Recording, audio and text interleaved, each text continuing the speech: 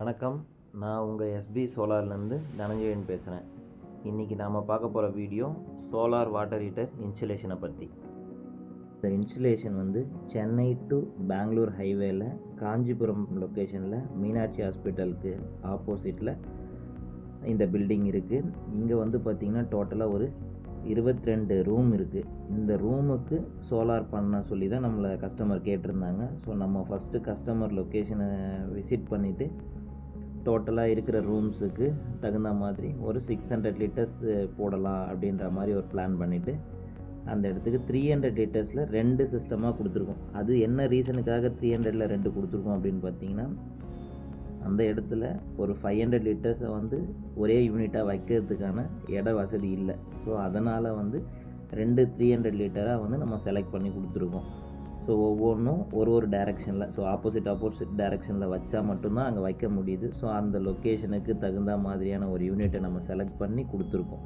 So இது ஒரு 300 litre. இந்த டேங்க் பார்த்திங்கன்னா glass line coating and outer tank பார்த்திங்கன்னா எஸ்எஸ், அதாவது மிரர் ஃபினிஷிங் சொல்லுவாங்க இதை.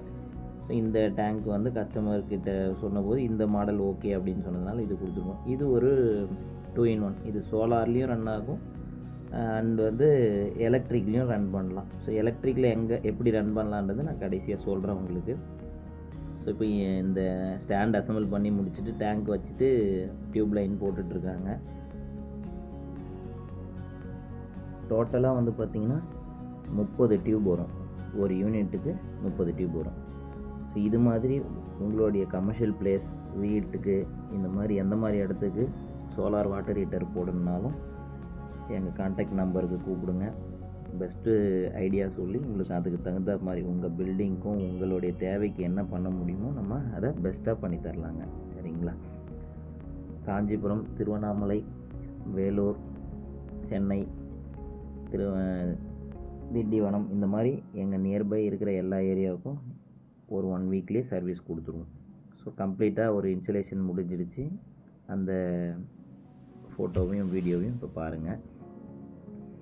இதை நான் உங்களுக்கு சொன்ன மாதிரி எலக்ட்ரிக் ஹீட்டர் ஆப்ஷனும் இதில் இருக்குது.